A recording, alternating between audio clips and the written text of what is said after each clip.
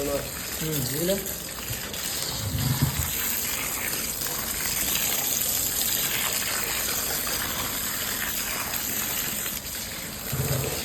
இல்லை குளிப்பு லைட்டாக குளிப்பு.